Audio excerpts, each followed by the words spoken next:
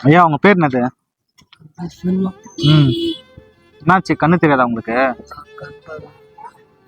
எப்பத்துல இந்த மாதிரி இருக்கு? இப்பதான் ஏன் எப்படி போச்சு கண் பார்வை?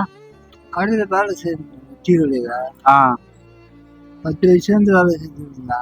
ம் ஆயிப்போச்சு, வயசு ஆயிப்போச்சு. ம் கண்ணு தான் தெரியுது. ம் இப்போ நீங்க பேசுனீங்க, அந்த பார்வை வச்சுதான் அவங்க கண்டுபிடிச்சிட்டாங்க. ம் ம் ம் முகமே தெரிய மாட்டேன். நீங்க முகமே தெரிய மாட்டேங்குது. ம் அந்த டீ கல்ல நின்று புகப்பட்டு அந்த மாதிரி ஆயிடுச்சா? ஓ 10 வயசுல. இப்ப என்ன வயசாகுது? 73. 73. 63 வருஷம். வா. உங்க பசங்க, உங்க குழந்தைங்க, உங்க பொண்டாட்டி எங்க இருக்காங்கல்லாம்? இருக்குதாங்க. யாரும் வந்து உங்களை பாக்குறது இல்லையா? தப்பு பண்ணிட்டேன் நான். என்ன தப்பு பண்ணீங்க? 2வது சம்சாரம் சொல்லிட்டு ஓ அவங்க இறந்துட்டாங்க. 2வது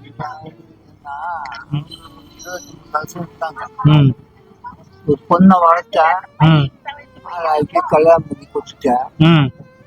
இப்ப பொண்ணு விட்டு வந்து தாமரமா கூட்டோடு இருக்காங்க. அங்க போய் தான் உடம்பு சரியில்லாம போய் இறந்துட்டா. அதோட நான் அங்க இருந்து என்ன செய்ய போறேன்? ஒரு நாளைக்கு 2 நாளைக்கு தான் சோறு கொடுத்தாங்க. 3ஆவது நாள் பிரச்சனைக்கு தான் வரும். அதான் பேசாம கிளம்பி நான் வாழ்ந்த இடம் இது. இப்ப மறு சம்சாரத்துக்கு போக முடியாது. 4 மருமகள் இருக்காங்க, 2 மருமகன் இருக்காங்க, என் வீடெல்லாம் இருக்குது. இப்ப போய் ஒண்ணு சேர முடியாது. ஒண்ணு சேர்ந்தாலும் பிள்ளைங்க ஒத்துக்குவானுங்களா ஒத்துக்க மாட்டாங்க தெரியாது. ஏன்னா நான் போய் சேர்ந்தாலும் நிம்மதி இருக்காது. இங்க இருக்க நிம்மதி அங்க கிடைக்காது. அந்த பிள்ளைங்க வருவாங்க, 10 ரூபா கொடுங்களா அப்படின்னு கேட்பேன். அவங்க கேட்பேன். மருமகள் தான் கடைக்கு போகணும், வாங்கி வந்து கொடுமா, வச்சு போடுமா, தண்ணி வைமான்னு செய்வாங்களா? நடக்காத கதை. ஒரு நாளைக்கு தான் செய்வாங்க. மாமனார் வச்ச கொஞ்சம் துவைச்சு போடலான்னு. அதே வந்து கல்வி ஆக்கிட முடியுமா? நம்ம அங்க பிரச்சனை தான் வரும். அங்க அப்பன் தொல்லை தொல்லையா இருக்கு. துணி துவைச்சு போடுன்றான், கடைக்கு அப்பா அனுப்புறான். நான் இந்த என் வீட்டுக்காரங்க பார்க்கதான், உங்களை பார்க்கதான். இதெல்லாம் நடந்திருக்கு, அதனாலதான் வந்துட்டீங்களா? ஏற்கனவே இது மற்றவங்களுக்கு நடந்த கதையை நான் சொல்றேன். அந்த கதை தான் அங்க போனாலும் எனக்கு நடக்கும். அதனால குறை சொல்ல யாரையும். இருந்தாலும் எவ்வளவு பேர் வீட்டை விட்டு வெளியே வந்தவங்க, இந்த மாதிரி பிரச்சனை ஆகி போய்தான் நிறைய பேர் இங்க வந்தவங்க. அவங்க சொல்லிதான் இந்த கதை நாளைக்கு நமக்கும் அதுதான் நடக்க போகுது. அதனால போறது கிடையாது. போவேன் இன்னைக்கு 6 நாளைக்கு போவேன். இந்த ஞாயிற்றுக்கிழமைக்கு போனா பிள்ளைங்க வந்து காசு போனோட அப்படின்னு அவங்க அம்மாவுக்கு முன்னாடியும் கேட்க மாட்டேன். அவங்க தூயோட இருக்கு, அங்க போயிட்டு பார்ப்பேன். எல்லாரையும் அங்க பூச்சாண்டு போய் கோயில் வந்து நான் உட்காந்துக்குவேன். 10 திட்ட ஆரம்பிச்சிருவா. பக்கத்துல தம்பி வீடு, அவன் 2 வாரத்தை பேச மாட்டான். அதனால பக்கத்துலயே தங்கச்சி வீடு இருக்கு. அவன் தங்கச்சி வந்து பேசும். பேச கொஞ்சம் இருந்தோம்னா அவனை பார்த்துட்டேன்னா, டேய் அவனை டீ கடையில் உட்காந்துக்கண்டா அப்படின்னு இங்க வந்துருவேன். டீ கடை அவங்க அம்மாவுக்கு தெரியும், கொடுப்பாங்க.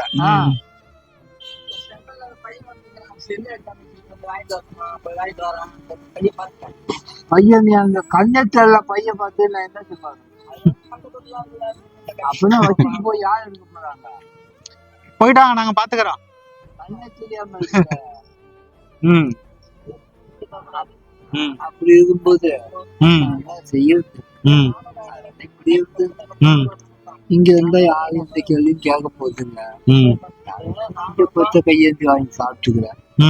இந்த சாப்பாடு சாப்பிட்டு படுப்பேன். நைட்டு அங்க உள்ள போய் படுத்துக்கிறேன்.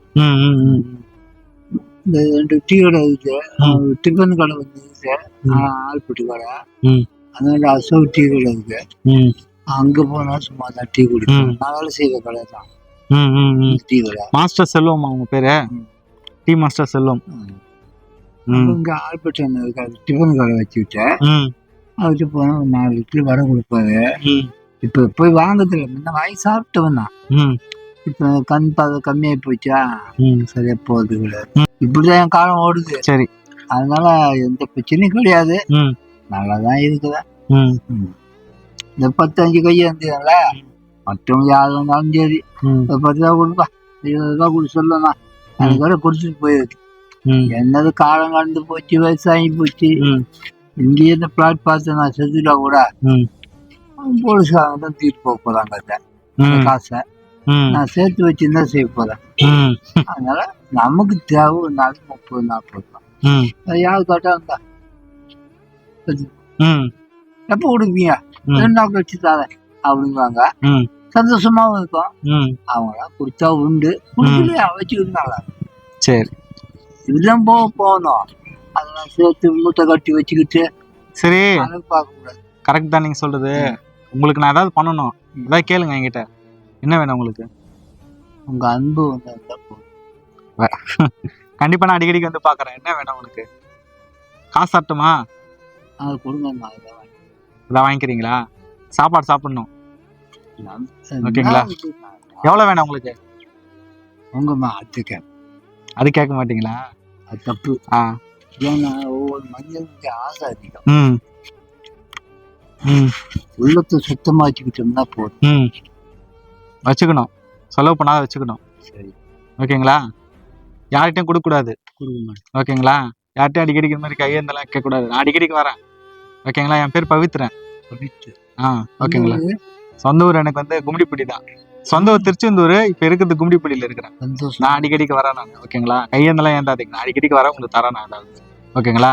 வாரம் வருவேன், ஓகேங்களா? இப்ப 500 ரூபா கொடுக்குறேன், வாரம் 1000 ரூபாய் கொடுப்பேன். யார்கிட்ட மாதிரி வாங்க, சாப்பிடுங்க, படுத்துங்க, சரிங்களா? ஏதாவதுனா நான் நம்பர் கொடுத்துட்டு போறேன், நம்பர் கால் பண்ணுங்க, சரிங்களா? நான் கொடுத்துட்டு போறேன், எழுதி கொடுத்துட்டு போறேன், ஓகேங்களா?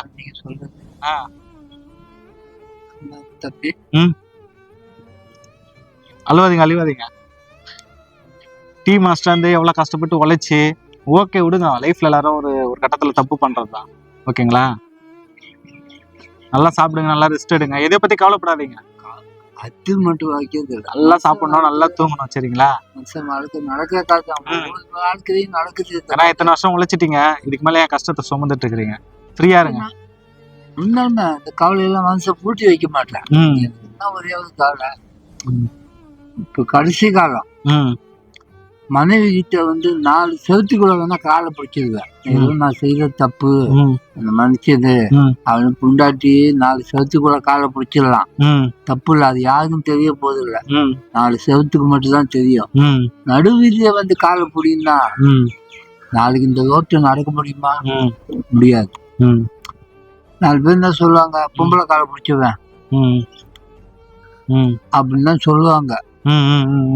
செவத்துக்குள்ள பிடிச்ச செவுது வந்து பேச போது இல்லை. அது மனைவிக்கு எனக்கு மட்டும்தான் தெரியும், அது தப்பே கிடையாது. அப்படிலாம் நடக்கலாம், நடந்தாலும் 4 செவத்துக்குள்ள போய் காலை பிடிச்சிடலாம், தப்பு இல்லை.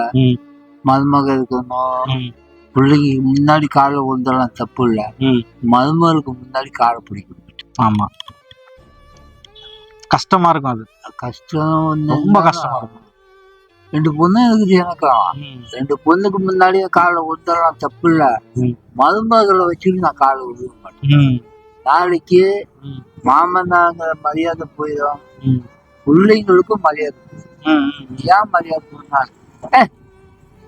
அந்த ஊரெல்லாம் போயிட்டு வந்து காலை விழுங்கலாம், நீ விழுவ என் காலில் அப்படி பாடுவோம், பிள்ளைய காப்பாடுவோம்.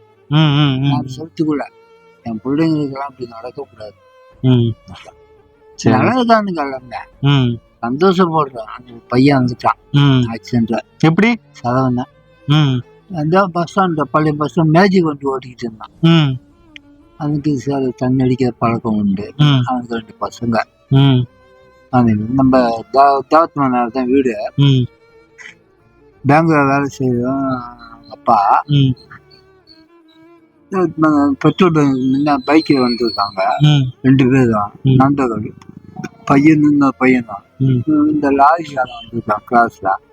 அது 3 வருஷத்துக்கு மேல ஆச்சு அவன் இருந்து. நாளைக்கு மருமக வீட்டாண்டி போக மாட்டேன், பணமா வச்சிருக்கோம், ரெண்டு பேட்டிங்க இருக்கு. நம்ம எதை வச்சுட்டு போய் பார்க்கறது? போது கூட எங்க இப்படி காலத்தை ஓட்டி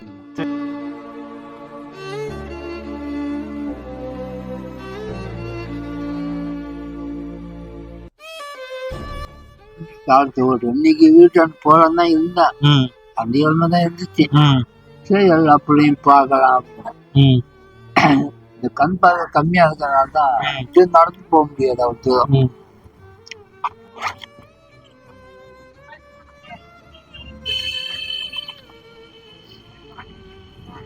ஐயா இதுல என் நம்பர் இருக்குது, ஓகேங்களா? பத்திரமா வச்சுங்க. ஏதாவதுனா கால் பண்ணுங்க. நானும் அடிக்கடிக்கு வரேன், சரிங்களா? இதான் நான் இருப்பேன். நானும் அடிக்கடிக்கு வந்து பாக்குறேன். சரி, போயிட்டு வரட்டுமா? சரி.